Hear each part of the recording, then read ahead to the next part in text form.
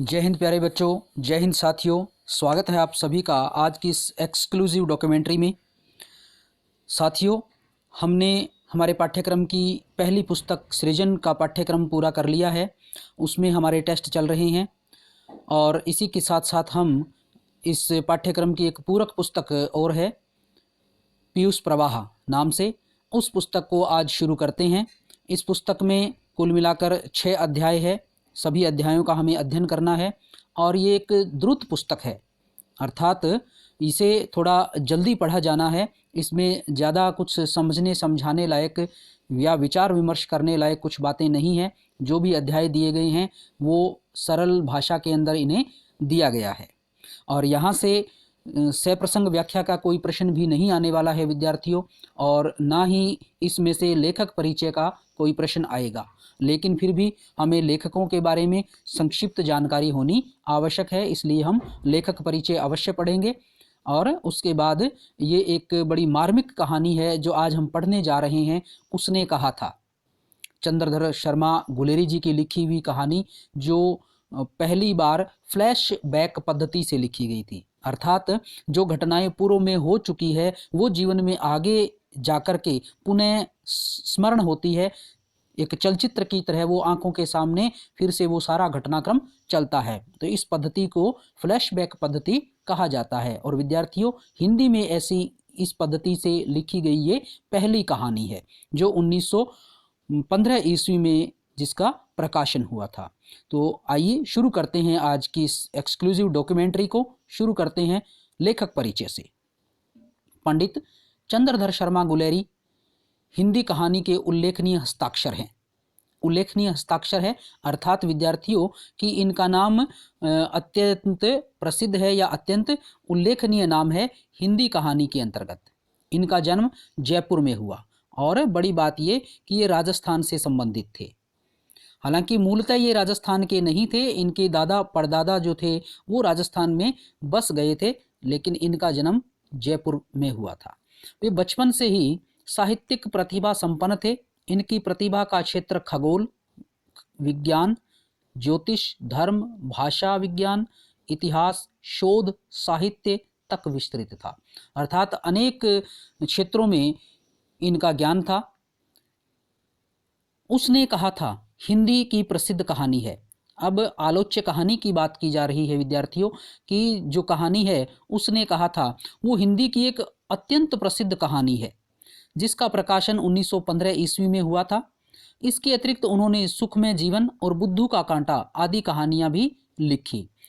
तो इन्होंने उसने कहा था सुखमय जीवन और बुद्धू का कांटा नामक ये 3 कहानियां लिखी। विद्यार्थियों, अधिकतर विद्वान इसी बात से सहमत है कि इन्होंने अपने संपूर्ण लेखन साहित्य में कृतित्व में केवल 3 ही कहानियों की रचना की थी। कुछ विद्वान इनकी एक कहानी और मानते हैं, लेकिन आम राय यही है, एक मत इस बात पर लेखक लगभग हैं कि उन्होंने 3 ही कहानियां लिखी थी। कछुआ धर्म, मारेसी मोही कुठाओं आदि इनकी निबंध कला के प्रतिमान हैं। इन्होंने मासिक पत्र समालोचक का संपादन किया एवं वे नागरी प्रचारणी सभा काशी के संपादक मंडल में भी रहे। मात्र 39 वर्ष की अल्पायु में ही इनका निधन हो गया। तो विद्यार्थियों, एक छोटी सी जीवन यात्रा में ही इन्होंने हिंदी की बहुत अधिक सेवा कर दी, जिसके कारण हिंदी साहित्य जगत में इनका नाम अमर हो गया है। पाठ परिचय। उसने कहा था प्रथम विश्व युद्ध। विद्यार्थियों, प्रथम विश्व युद्ध जो 1914 से 1918 ईस्वी के मध्य चला था, तो उस युद्ध की पृष्ठभूमि पर लिखी गई कहानी है जिसका कथानक प्रेम, त्याग, कर्तव्य निष्ठा को केंद्र में रखकर बुना गया है। अमृतसर के बाजार का दृश्य, बालक बालिका का बाल सुलभ निश्चल प्रेम, महायुद्ध का वातावरण और लहना सिंह के आत्मोत्सर्ग आदि के वर्णन में गहरा मनोवैज्ञानिक पुट है। कहानी में मोटी मोटी सी बातें यहाँ आ गई है कि अमृतसर के बाजार के कुछ दृश्य आएंगे इस कहानी में। वहाँ एक बालक और एक बालिका पहली बार मिलते हैं, उनमें एक बाल सुलभ प्रेम हो जाता है और उसके बाद जो कथा नायक है लहना सिंह वो फौजी बन जाता है, युद्ध में चला जाता है और अपना बलिदान वो कर देता है वहाँ पर। तो जिस एक मनोवैज्ञानिकता के साथ कि प्रत्येक मनुष्य इन सब परिस्थितियों में क्या सोचता है, कैसा व्यवहार करता है, वैसा ही ठीक मनोवैज्ञानिक तरीके से लेखक ने लिखा है। यह कहानी प्रारंभिक चहल पहल से लेकर प्रेम और कर्तव्य का विकट पथ पार करती हुई मृत्यु शैया तक समाप्त होती है। यह उत्सर्ग प्रेम वेदना जनित नहीं बल्कि कर्तव्य की प्रसन्नता है कि जो बचपन में जिस बालिका से उसे प्रेम हुआ था, उस प्रेम के कारण या उस प्रेम के कारण वो जो वचन दे देता है, उसके कारण अपने कर्तव्य का पालन करने के लिए बड़ी प्रसन्नता के साथ अपने प्राणों का उत्सर्ग कर देता है। आंचलिक शब्दों के साथ यथार्थ वर्णन व उत्कृष्ट भाव व्यंजना से यह कहानी हिंदी साहित्य की विशिष्ट धरोहर है। अब कुछ अलग अलग भागों में इसे लिया गया है लेखक के द्वारा। तो पहला भाग इसका है, बड़े बड़े शहरों के इक्की गाड़ी वालों की जुबान के कोड़ों से जिनकी पीठ छिल गई है और कान पक गए हैं, उनसे हमारी प्रार्थना है कि अमृतसर के बम्बू काट वालों की बोली का मरहम लगावें। अर्थात विद्यार्थियों, लेखक कहना चाहते हैं कि बड़े बड़े शहरों में जिस समय कहानी लिखी गई थी वहाँ तांगे चलते थे, तो गाड़ी वाले तांगे वाले हैं, वो जब बाजार से गुजरते और भीड़ भाड़ वहाँ होती तो तंग गलियों में वो जुबान के कोड़े चलाते, अर्थात कुछ अभद्र भाषा का प्रयोग करते और सुनने वालों की पीठ छिल गई, अर्थात जैसे कोड़े से पीठ छिल जाती है वैसे ही उनको बुरा लगता। तो उसके लिए लेखक कहते हैं कि एक बार अमृतसर का जो बम्बू काट वाले हैं उनकी बोली का मरहम लगाएं कि उनकी बोली है वो बड़ी मीठी बोली है, तो वो भी सुने तो आपको बड़ा अच्छा लगेगा। जब बड़े बड़े शहरों की चौड़ी सड़कों पर घोड़े की पीठ चाबुक से धुनते हुए कभी राह चलते पैदलों की आंखों के न होने पर तरस खाते हैं, कभी उनके पैरों की उंगलियों के पोरों को चीत कर अपने ही को सताया हुआ बताते हैं और संसार भर की ग्लानि, निराशा और क्षोभ के अवतार बने नाक की सीध में चले जाते हैं। तो जो बम्बू काट वाले हैं वहाँ वो किस तरह से अपना रास्ता तय करते हैं, किस तरह से अपने तांगों को, अपने घोड़े गाड़ियों को चलाते हैं, तो वो पैदल चलने वाले लोगों को बिल्कुल भी नहीं सुहाते हैं, क्योंकि वो बीच रास्ते में कभी भी कहीं से भी निकल आते हैं। कभी उनके घोड़े, उनकी गाड़ियाँ पैदल चलने वालों की पैरों को चीथ देती हैं और संसार में जैसे सबसे दुखी व्यक्ति वही है, ऐसा वो अपने व्यवहार से प्रदर्शित करते हैं।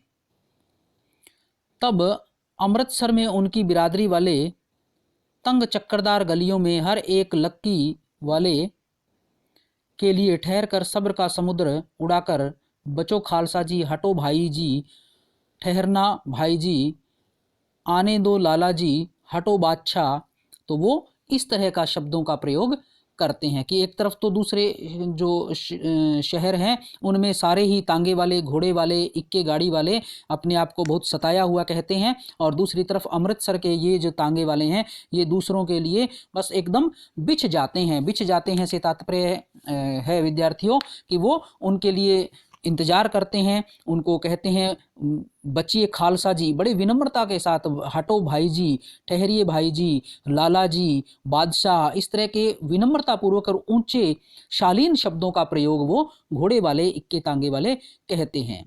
कहते हुए सफ़ेद फेंटा खच्चरों और बत्तकों, गन्ने और खोमचे और भारे वालों के जंगल में से राह खेते हैं। तो उन सड़कों पर अनेक सफ़ेद फेंटे वाले, अनेक खच्चरों को लिए हुए, अनेक लोग बतकों को, गन्नों को, खोमचे वाले जो लोग हैं वो वहाँ घूमते रहते हैं उन सड़कों पे, और उन्हीं के बीच में से जैसे वो जंगल बन गया है लोगों का एक, और उन्हीं में से अपना रास्ता वो तांगे वाले ढूंढते रहते हैं।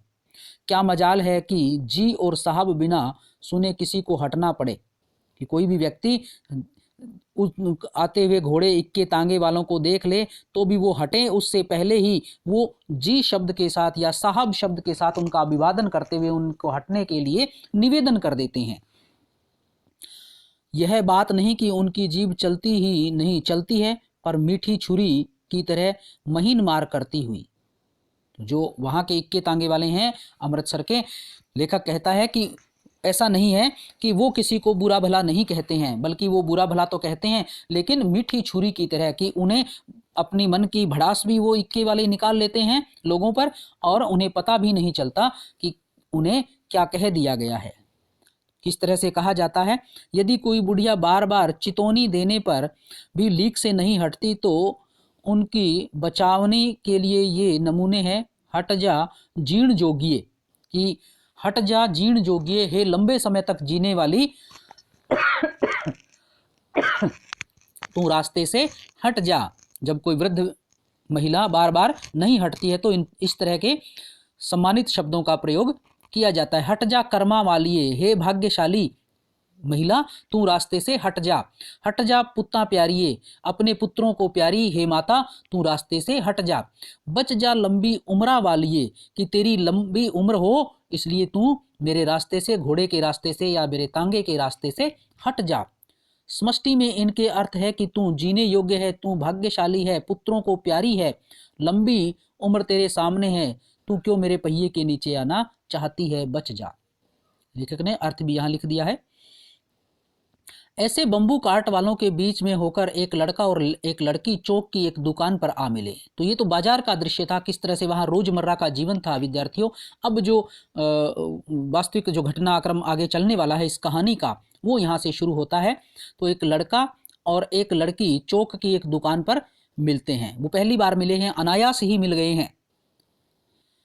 उसके बालों और उसके ढीले सूतने से जान पड़ता है कि दोनों सिख हैं। वह अपने मामा के केश धोने के लिए दही लेने आया था और यह रसोई के लिए बढ़िया। दुकानदार एक परदेसी से गुथ रहा था जो शेर भर गीले पापड़ों की गड्डी को गिने बिना हटता न था। तो जब ये दोनों बालक उस दुकान पर पहुंचे तो दुकानदार है वो एक कोई परदेसी से बहसबाजी कर रहा था जो कि पापड़ गिन के लेना चाहता था, और जो लड़की थी वो बड़ी लेने आई थी सब्जी बनाने के लिए, और लड़का अपने मामा के बालों को धोने के लिए दही लेने आया था।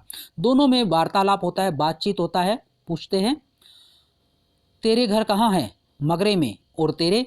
मांझे में। यहाँ कहाँ रहती है? अतर सिंह की बैठक में, वे मेरे मामा होते हैं। मैं भी मामा के यहाँ आया हूँ, उनका घर गुरु बाजार में है। लड़के और लड़की में ये छोटा सा वार्तालाप। इतने में दुकानदार निपटा और इनका सौदा देने लगा। सौदा लेकर दोनों साथ साथ चले, पर कुछ दूर जाकर लड़के ने मुस्कुराकर पूछा, तेरी कुड़माई हो गई? कुड़माई अर्थात सगाई। तो लड़के ने उस लड़की से पूछ लिया। बाल सुलभ चंचलता के चलते उस लड़के ने ये पूछ लिया, लेकिन लड़की है वो शर्मा जाती है और कहती है धत, कहकर दौड़ गई और लड़का मुंह देखता रह गया। दूसरे तीसरे दिन सब्जी वाले के यहाँ या दूध वाले के यहाँ अकस्मात दोनों मिल जाते। तो अचानक फिर से कई बार उनकी मेल मुलाकात इसी तरह से चलती रहती है। महीना भर यही हाल रहा। 2-3 बार लड़के ने फिर पूछा, तेरी कुड़माई हो गई अर्थात तेरी सगाई हो गई, और उत्तर में वही धत मिला। एक दिन जब फिर लड़के ने वैसे ही हंसी में चिढ़ाने के लिए पूछा तो लड़की लड़के की संभावना के विरुद्ध बोली, हाँ हो गई।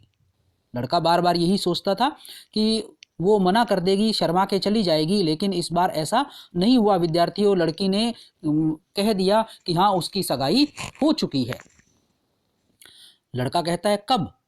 कल। देखते नहीं ये रेशम से कढ़ा शालू जो ओढ़नी है सुंदर, वो रेशम से कढ़ी हुई है, तो वो उसको उस जिस परिवार में उसका रिश्ता तय हुआ है उस परिवार ने दी है, उसी को ओढ़कर वो बाजार आई थी। लड़की भाग गई। लड़के ने घर की राह ली। रास्ते में एक लड़के को मोरी में ढकेल दिया, एक छाबड़ी वाले की दिन भर की कमाई खोई, कुत्ते को पत्थर मारा और एक गोभी वाले के ठेले में दूध उड़ेल दिया। सामने नहाकर आती हुई किसी वैष्णवी से टकराकर अंधे की उपाधि पाई, तब कहीं घर पहुंचा। तो ये उस बालक का बालिका के प्रति प्रेम था, और जब उसे पता चला कि उसकी सगाई हो चुकी है तो उस बाल मन को बड़ा धक्का लगा। इसलिए वो अपना आपा खो चुका था और इस तरह से कभी कहीं गिरता पड़ता, कहीं किसी को कष्ट पहुंचाता, कुत्ते को पत्थर मारता, गोभी वाले के ठेले में दूध उड़ेलता हुआ, और एक वैष्णवी जो वैष्णव धर्म को मानने वाली थी, विष्णु की उपासक थी, वो नहा धोकर आ रही थी, उससे टकरा गया और उसने उसे अंधा कह दिया। तो ये सारा घटनाक्रम उस दिन हुआ। विद्यार्थियों ये था इसका एक भाग, और उसके बाद ये कहानी है वो यहीं ख़त्म हो जाती है, अर्थात ये घटनाक्रम है इस कहानी का वो यहाँ ख़त्म हो जाता है। इसके बाद दूसरा घटनाक्रम यहाँ चलता है। तो दूसरे घटनाक्रम में राम राम यह भी कोई लड़ाई है, दिन रात खंदकों में पड़े हड्डियां अकड़ जा गई, लुधियाने से 10 गुना जाड़ा और मेह और बर्फ ऊपर से।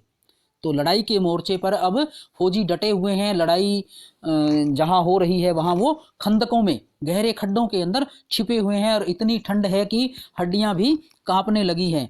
और वो कह रहे हैं कि हमारे लुधियाना में जितनी ठंड नहीं होती उससे भी 10 गुना ज़्यादा ठंड है। बरसात में अर्थात बरसात हो रही है और ऊपर से बर्फ भी गिर रही है, पिंडलियों तक कीचड़ में धंसे हुए हैं, जमीन कहीं दिखती नहीं। घंटे 2 घंटे में कान के पर्दे फाड़ने वाले धमाके के साथ सारी खंदक हिल जाती है और 100 गज धरती उछल पड़ती है। ये उस युद्ध का दृश्य का वर्णन किया जा रहा है, युद्ध का वर्णन किया जा रहा है।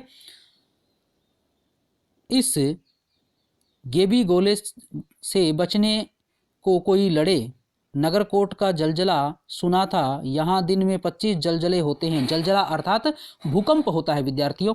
तो नगरकोट में कभी भूकंप आया था और कहते हैं वो बड़ा भयंकर भूकंप था। तो ये सिपाही बात कर रहे हैं आपस में कि वो जलजला या वो भूकंप सुना था, लेकिन यहाँ तो दिन में वैसे 25 भूकंप आते हैं, बम फटता है तो सारी खंदक हिल जाती है। जो कहीं खंदक से बाहर साफा या कोहनी निकल पड़े तो चटाक से गोली लगती है, न मालूम बेईमान मिट्टी में लेटे हुए या घास की पत्तियों में छुपे हुए हैं। तो दुश्मन है वो कहाँ छुपा है उसका कुछ पता नहीं है, और जैसे ही शरीर का कोई अंग उस खंदक से बाहर निकलता है तुरंत ही गोली चल जाती है। लहना सिंह 3 दिन है, 4 तो खंदक में बीत ही गए, परसों रिलीफ आ जाएगी और फिर 7 दिन की छुट्टी। तो यहाँ इन सिपाहियों को मोर्चे पर भेजा गया है, 3 दिन इन्होंने बिता दिए हैं, 1 दिन और बीत जाएगा, फिर इनको 7 दिन की छुट्टी मिलने वाली है। आपस में बात करते हैं, लहना सिंह को उसका साथी समझा रहा है।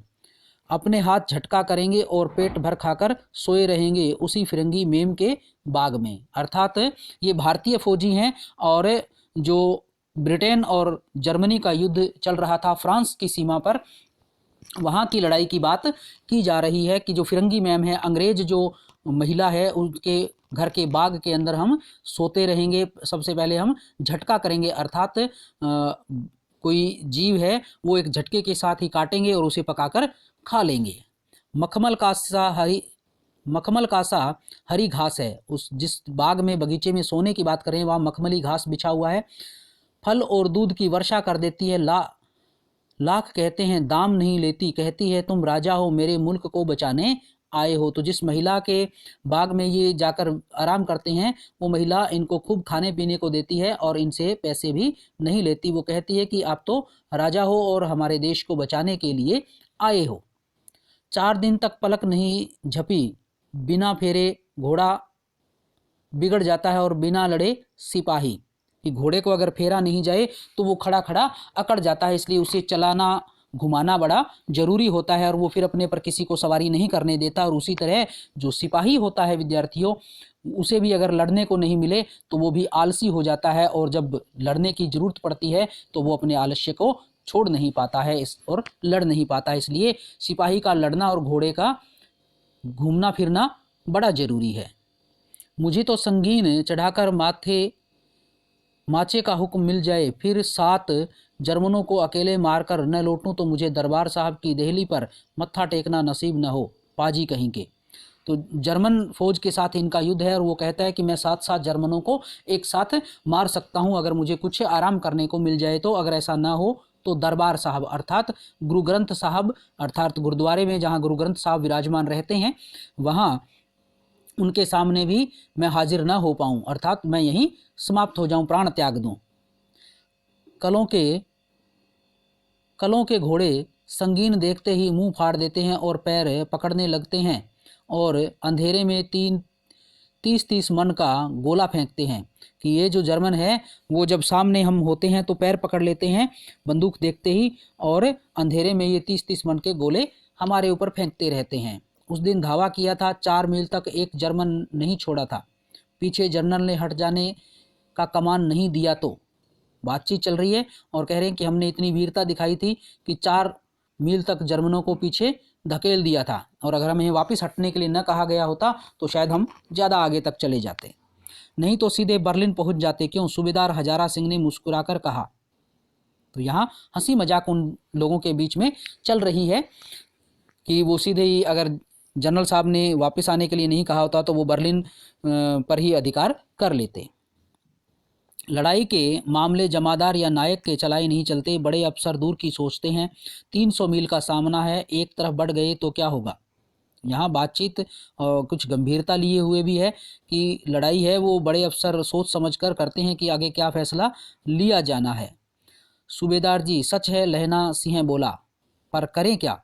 हड्डियों हड्डियों में तो जाड़ा धस गया, सूर्य निकलता नहीं और खाई में दोनों तरफ से चंबे की बावलियों के से सोते झर रहे हैं।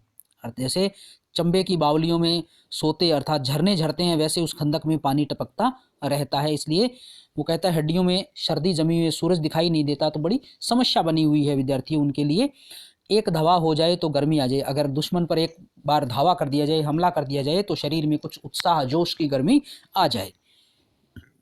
उद्यमी उठ सिगड़ी में कोयले डाल, उद्यमी उदम करने वाला कि उठ तू और इस सिगड़ी में कोयले डाल। वजीरा, तुम 4 जने बाल्टियां लेकर खाई का पानी बाहर फेंको। महासिंह, शाम हो गई, खाई के दरवाजे का पहरा बदल दे। यह कहते हुए सूबेदार सारी खंदक में चक्कर लगाने लगे। तो सूबेदार ने सबको अलग अलग काम उनके सौंप दिए कि कौन कौन क्या क्या काम करने वाला है। वजीरा सिंह पलटन का विदूषक था। विदूषक विद्यार्थियों मस्खरा होता है, जो हंसी मजाक करता रहता है, सबका मनोरंजन करता है। तो वजीरा सिंह नाम का जो पात्र है इस कहानी का, वो इसी तरह का पात्र है, हंसी मजाक करता है। बाल्टी में गंदना पानी लेकर खाई के बाहर फेंकता हुआ बोला, मैं पाधा बन गया, बादशाह बन गया, करो जर्मनी के बादशाह का तर्पण। अब इस पर खिलखिलाकर हंस पड़े, उदासी के बादल छट गए।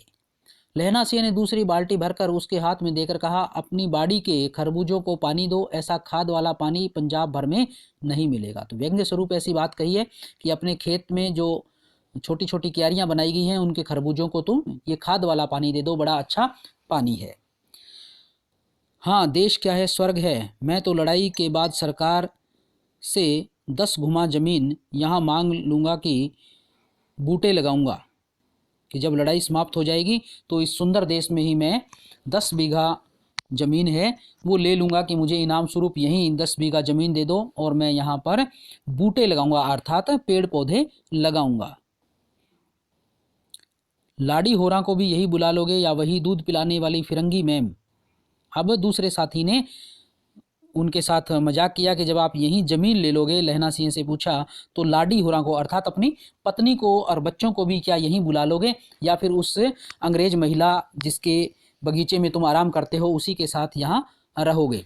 तो लहना सिंह उसे चुप करवा देता है, अपने साथी को कहता है यहाँ वालों को शर्म नहीं है कि यहाँ के लोग हैं वो पारिवारिक रिश्तों को अधिक महत्व नहीं देते हैं, जिसको जो पसंद आ जाए उसी के साथ वो अपना रिश्ता बना लेते हैं। देश देश की चाल है, आज तक मैं उसे समझा न सका कि सिख तम्बाकू नहीं पीते, वह सिगरेट देने में हट करती है, होठों से लगाना चाहती है और मैं पीछे हटता हूँ तो समझती है कि राजा बुरा मान गया, अब मेरे मुल्क के लिए लड़ेगा नहीं। तो जो अंग्रेज महिला है जिनके यहाँ लहना सिंह है और उनकी पलटन आराम करती है, जाती है छुट्टी के दिनों में, वो महिला अंग्रेज महिला है और वो इन्हें तंबाकू अर्थात सिगरेट पिलाना चाहती है। लेकिन विद्यार्थियों, सिख जो लोग होते हैं वो तंबाकू नहीं पीते हैं, बीड़ी सिगरेट इत्यादि नहीं पीते हैं, इसलिए लहना सिंह भी पीछे हटता है। तो वो महिला समझती है कि अब ये नाराज़ हो गया है और अब हमारे देश की रक्षा नहीं करेगा। ये बातचीत उन मित्रों में, फौजियों में आपस में चल रही है। अच्छा, अब बोधा सिंह कैसा है? एक साथी उनका बीमार है, उसके लिए पूछा जा रहा है। अच्छा है, जैसे मैं जानता ही न हूँ। रात भर तुम अपने कंबल उसे ओढ़ाते हो और आप सिगड़ी के सहारे गुजर करते हो, उसके पहरे पर आप पहरा दे आते हो, अपने सूखे लकड़ी के तख्तों पर उसे सुलाते हो, आप कीचड़ में पड़े रहते हो, कहीं तुम न मंदे पड़ जाना। जाड़ा क्या है, मौत है और निमोनिया से मरने वालों को मुरब्बे नहीं मिला करते। तो यहाँ बोधा सिंह के बारे में हजारा सिंह ने पूछा था कि वो कैसा है, तो उस लहना सिंह ने कह दिया कि वो अच्छा है।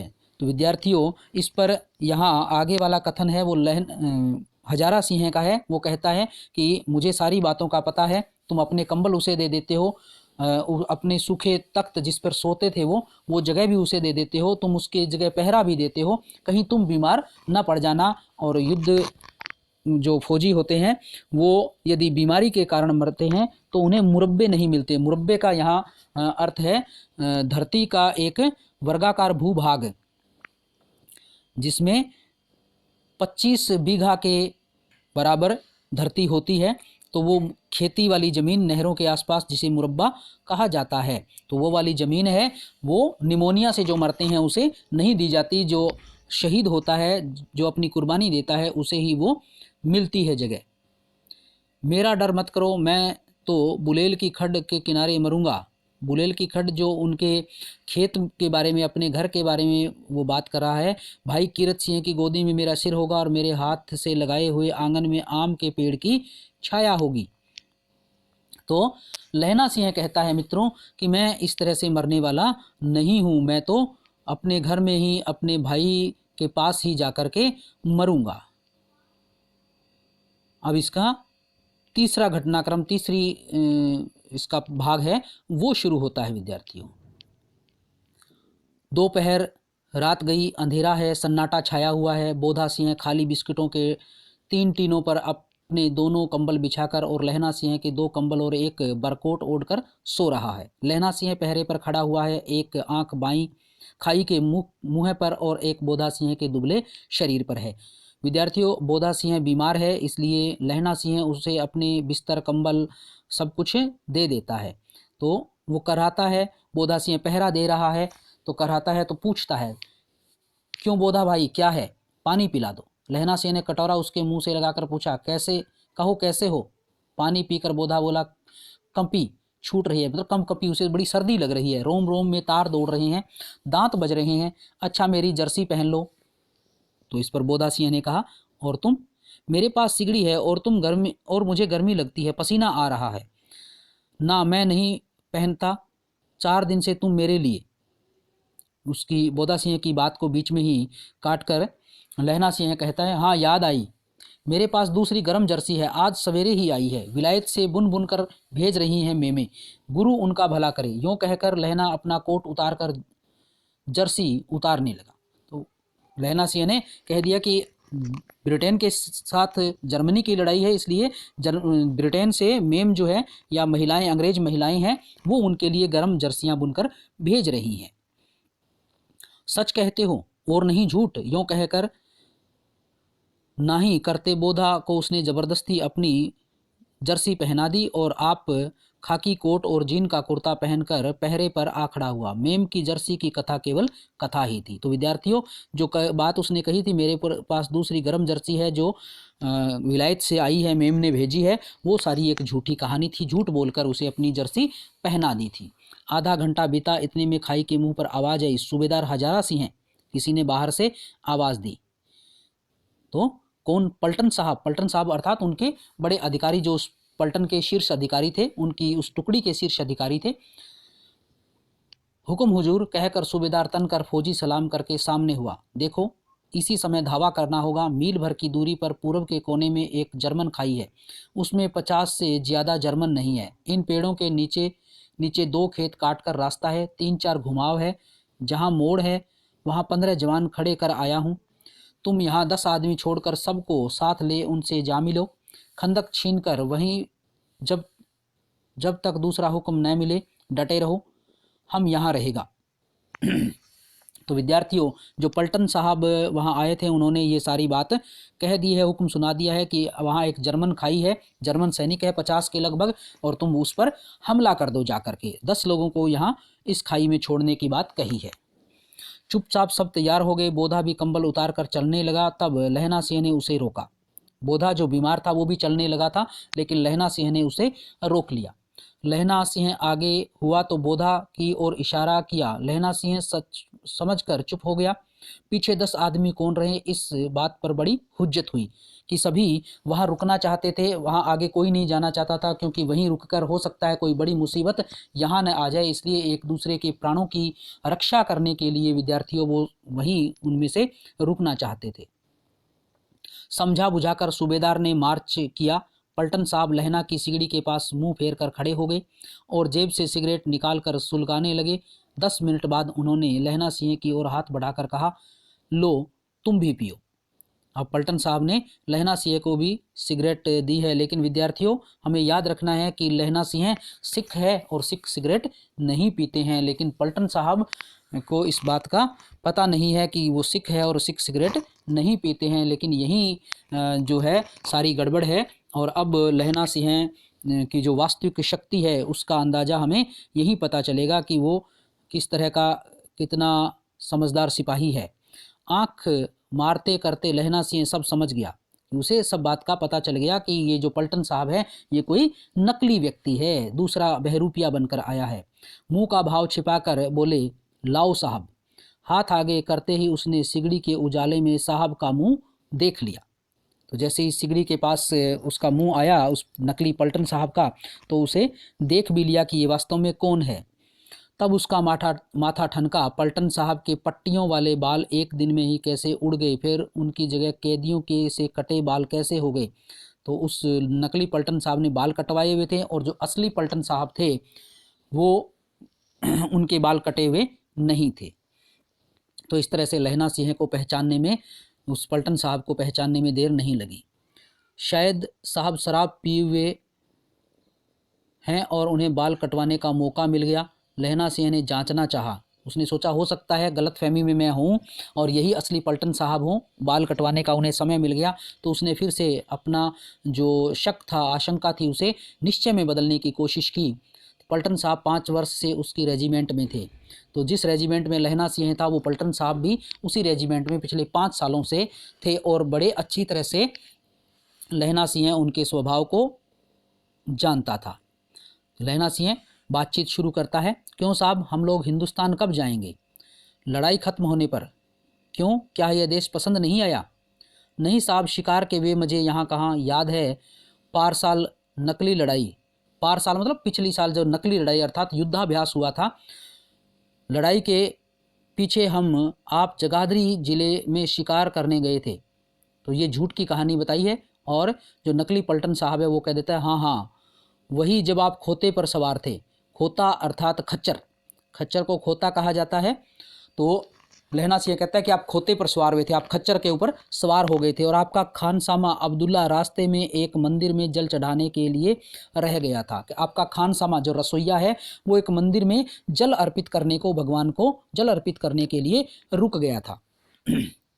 बेशक पाजी कहीं का। तो नकली पलटन साहब कहते हैं कि वो पाजी है, शरारती है।